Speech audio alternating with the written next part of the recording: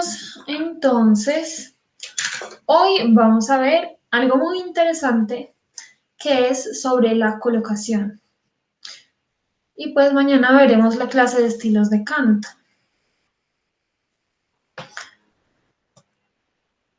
Bueno, pues como siempre, como es usual, vamos a desambiguar o vamos a hablar sobre la definición de lo que vamos a hablar. Entonces, literalmente colocar significa coger algo y ponerlo en otro lugar. Eso es colocar. Pero en el canto no es así. Eso es algo que, pues como ustedes ya saben, trata más que todo del aire. Entonces, es como, o sea, si tenemos en nuestra mente que colocar la voz es que yo voy a mandar el aire para alguna parte, para ponerlo en alguna parte, estamos equivocados. Porque entonces, si nos basamos en la definición, no podemos coger el aire y ponerlo en alguna parte. No. Entonces, bueno, aquí va una pequeña broma. Intenta coger el aire, ¿pudiste? Si pudiste, yo también quiero saber cómo hacerlo, pues en el canto eso no aplica. Y de hecho, chicos, no aplica. Y yo, ¿por qué digo esto así como de esta manera? Porque todos en algún momento hemos pensado que colocar es eso. Si mi voz está acá, la voy a colocar acá, o acá, acá, o quién sabe dónde. Pero así no es, así no funciona la colocación. Porque, pues bueno, no me estoy refiriendo a que el término está mal y que los profesores que utilizan ese término están mal, no. Solamente que colocar en canto se refiere a otra cosa. Se refiere más que todo a la sensación de sentir la voz en alguna parte, ¿cierto? Valga la redundancia. Entonces, por el movimiento del aire, porque nosotros estamos moviendo el aire, ese aire pasa por unos conductos y esos conductos amplifican la voz según estén modificados o no. Entonces, eso produce unas sensaciones. Lo que pasa es que nosotros cuando hacemos o cuando utilizamos ciertos registros, cualquier registro, no importa, cualquier registro que utilicemos, vamos a sentir vibraciones en un punto más focalizado que en otros. Y a eso se le llama colocación. Entonces, la colocación es lo que potencia nuestra voz, enriquece los armónicos de lo que ya hablamos algunas clases atrás y pues el uso de la resonancia. ¿Recuerdan la clase de la resonancia? Pues esto es otra clase de resonancia. Entonces, a ver, sí, es eso. La colocación es igual al uso de la resonancia. ¿Y qué ocurre? Si queremos usar diferentes tipos de colocación, lo que tenemos que hacer es modificar músculos. Sí, modificar espacios. Esos espacios se llaman formantes. Los que habremos estudiado lingüística o fonética y fonología alguna vez, puede que sí o puede que no nos hubieran hablado alguna vez sobre los formantes. Los formantes son los espacios donde resuenan mayormente las vocales. Es eso. Entonces estamos hablando más o menos de lo mismo. La colocación es igual a formantes. ¿Y qué ocurre? La colocación se activa o yo la utilizo con un mecanismo inmediato. ¿A qué me refiero con mecanismo? No es que no me malinterpreten. Si yo estoy hablando de que yo activo la colocación moviendo mis músculos, no quiere decir que si yo muevo un músculo ya se activó el mecanismo. No, porque la misma palabra mecanismo implica que hay varias acciones actuando para que, o teniendo que ver para que se active algo más. Es la causa de la colocación. Nosotros en nuestra vida diaria utilizamos la colocación en menor o en mayor medida. Entonces, en la voz hablada siempre estamos utilizando la colocación para que luego no vayan a pensar, ay, no, ¿qué es eso tan difícil, la colocación? Mientras dicen que eso es tan difícil, la colocación, ahí están utilizando la colocación. Sí, ¿por qué? Porque si partimos del hecho que colocar la voz es sentir resonancia, cuando hablamos estamos utilizando resonancia en menor medida. Bueno, entonces cuando hablamos utilizamos la colocación, aunque pues involuntariamente, pero ahí está. En mayor medida, sí, en mayor medida que la voz hablada, cuando usamos voz para actuar,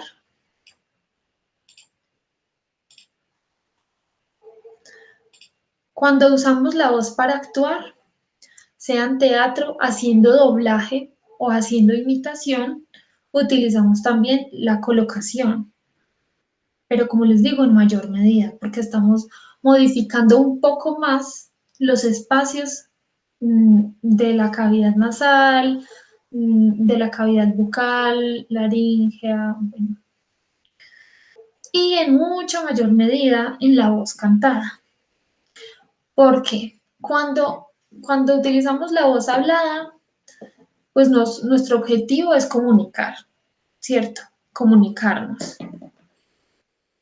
Entonces, esto ni siquiera pensamos usualmente, aunque deberíamos pensar un poco cómo hablamos, pero en la mayoría del tiempo no pensamos cómo utilizamos nuestra voz hablada. Y eso tiene que ver con colocación. Si tenemos problema de voz hablada, debemos mejorar nuestra respiración y nuestra colocación. Porque hay muchas personas que hablan por allá abajo, sabiendo que su tono fundamental es un poco más arriba, o que hablan por allá arriba, sabiendo que su tono fundamental es otro. Eso nos puede complicar un poco la voz a mediano o a largo plazo. Bueno, entonces cuando utilizamos la voz hablada, son solamente intervalos de quinta o de cuarta. Es decir, por ahí unas 8 o 9 notas no más. Ojo, no estoy hablando de octava, solamente de notas. Es decir, digamos que solamente utilizamos de do a sol y ya. Ok, entonces en la voz para actuar ya utilizamos un poquito más que eso. ¿Por qué? Porque nos toca impostar la voz, sea para actuar como un animal, como una señora, como un señor, como... Bueno, entonces esos varios registros um, nos piden cambiar nuestros formantes. Y al cambiar nuestros formantes, nuestro timbre también va a variar. Y vamos también a utilizar un poquito más de notas, aunque no seamos conscientes de ello. Y en la voz cantada, bueno, entonces en la voz para actuar, el objetivo es pues ser otro personaje. Y al ser otro personaje yo tengo que imitar o recurrir a ciertas herramientas de la voz para cambiar mi entonación. Entonces, ya pasamos a la voz cantada y el objetivo de la voz cantada es la utilización de las notas de nuestra tesitura. Ya es algo más musical y requiere mucha más práctica de la colocación y de la respiración y de todo. Entonces, sí, cuando cantamos, utilizamos la colocación, no importa en qué estilos de canto queramos como trasigar, pero en todos los que se nos ocurran utilizamos la colocación. Entonces, sí, La colocación, Paula nos está diciendo que son unos espacios, ¿cierto? Sí. Resulta que no solamente está el de la boca, no solamente está el tubo laríngeo, también está nuestra cavidad nasal. Y solamente en la cavidad nasal hay todos estos espacios que ustedes ven ahí, que no son muy grandes, pero son definitivos para ustedes eh, enriquecer su canto, incluso su voz hablada y su voz actuada. Ok, en su voz cantada hay que tener en cuenta esta imagen que ya la habíamos visto en las primeras clases. Me parece supremamente importante porque naturalmente cuando nosotros emitimos notas graves, esas notas graves resuenan naturalmente en los resonadores bajos, las notas medias en los resonadores medios y las notas agudas en los resonadores altos. Eso es. Entonces, mmm, cuando ustedes vayan a cantar en notas agudas, tienen que abrir espacios hacia arriba, dependiendo del estilo de canto. Y si ustedes van a cantar notas graves, también tienen que abrir espacios, pero en los resonadores de abajo. Y como, bueno, lo que yo siempre les recomiendo es que cuando canten normal en sus tonos medios, en su registro medio, pues lo hagan también con espacio para que enriquezcan los armónicos y proyecten la voz. Y aquí es donde viene el quid. Nosotros siempre pensamos, o es recurrente pensar, que proyectar la voz tiene que ver solamente con el apoyo. Empuje para que su voz llegue súper lejos. No. Tiene mucho que ver la resonancia. Esto que estamos viendo en este momento es la clave para la proyección vocal, la colocación. Y esto teniendo en cuenta que ya hemos visto muchas clases de respiración, aunque en muchas es muy relativo, pues porque en un curso como estos tan corto, pues necesitamos que nos refresquen otra vez respiración, estiramiento, un montón de cosas, pero si estuviéramos en una carrera universitaria, si estuviéramos, o si simplemente estuviéramos en clases y no estuviéramos viendo ninguna carrera, ni estuviéramos en algún conservatorio, pues de todas maneras tendríamos que ser súper disciplinados si queremos ver algún resultado y tenemos que trabajar muy bien la respiración para poder tener resultados en la colocación. Ok, entonces yo quiero explicar un poquito por qué sucede esto de la colocación. Y es que hay un fenómeno acústico que se llama la reverberación. Entonces, este es un fenómeno que se produce por la reflexión. ¿Reflexión de qué? Del sonido. Cuando yo comienzo a hablar, yo estoy en un espacio pequeño, estoy en mi estudio. Y esto que ustedes escuchan con un poquito de eco es resultado de la reverberación, porque cuando yo hablo, las ondas sonoras chocan contra los objetos que están en esta habitación y se reflejan. Entonces, esa reflexión simplemente produce el sonido o la sensación que produce estar hablando en esta habitación. Ok, entonces cuando recibimos un sonido, nos llega desde su emisor a través de dos vías, el sonido directo y el sonido que se ha reflejado en algún obstáculo, es lo que les estoy diciendo, como las paredes del recinto, por ejemplo, y el sonido que se ha reflejado en algún obstáculo, como las paredes. Bueno, sí, ya lo leí. Cuando el sonido reflejado es inteligible por el ser humano, como un segundo sonido se denomina eco. Pero cuando, debido a la forma de la reflexión o al fenómeno de persistencia acústica, es percibido como una adición que modifica el sonido original, se llama o denomina reverberación. Eso es. Entonces, en este orden de ideas, el ustedes cantar, no sé, alguna canción, imagínense cantar el himno nacional en esta sala. Yo sé que de pronto ustedes pueden estar, su oído, su memoria auditiva puede estar de pronto evocando algún sonido referente a una sala. ¿Cómo se siente hablar en una sala? Ahora, ¿cómo se siente cantar en una sala? Bueno, ¿cómo se siente cantar, por ejemplo, en un dormitorio? Puede ser un poco más diferente que en una sala, dependiendo de cómo sea el espacio, cómo está distribuido la cama, si hay sillas, si hay dos camas, si hay un camarote. Todo eso tiene una variabilidad. ¿Cómo es cantar en un auditorio?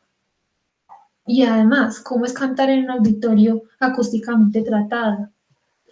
Estos paneles que ustedes ven acá, la disposición misma del auditorio, tiene mucho que ver con la acústica. Ok, entonces, por ejemplo, es muy diferente cantar en el Teatro 8 de Junio a cantar en el Teatro Fundadores. Es muy diferente. Bueno, cantar en una catedral es lo peor. Es lo peor, cantar en una catedral. Ya les anticipé. Cantar en un teatro. Ojalá yo algún día lo pueda hacer. Ese sería genial. Cantar en un teatro es muy diferente que cantar en una catedral o en un auditorio. Se escucha muy diferente. Y por último, cantar en un estudio. El estudio tiene muchos más paneles. Lo que hacen esos paneles es capturar todos esos sonidos reverberantes que sobran, que se reflejan, para que la voz eh, quede como más pura, sin tanto ruido, sin tanta brillantez incluso, o sea, que solamente quede lo que se emite, el sonido original, que no quede el resto de los sonidos chocando por toda parte. Entonces son sonidos muy diferentes. Bueno, y ahora quiero mostrarles un videíto.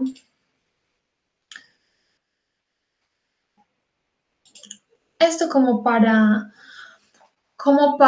simplemente ejemplificar un poquito de qué es eso.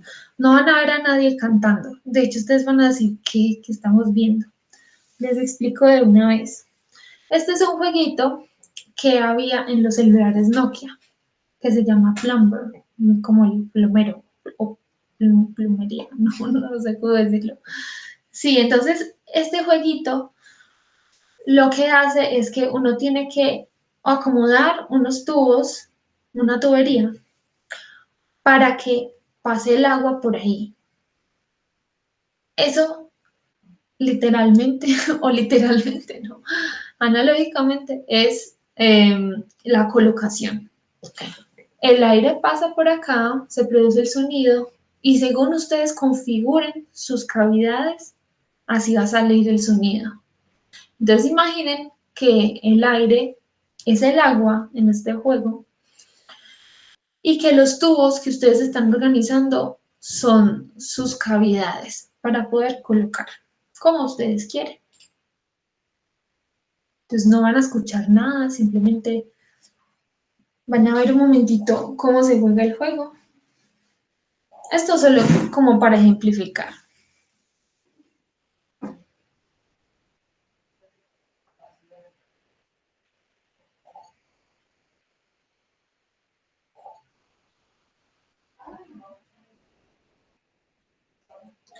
Y es que es igualito. A uno, o sea, uno mientras canta tiene que hacer esto todo el tiempo. Si estamos en notas graves, tenemos que ir cambiando nuestra tubería, por decirlo así, para poder que pase el aire libremente, así como en este juego.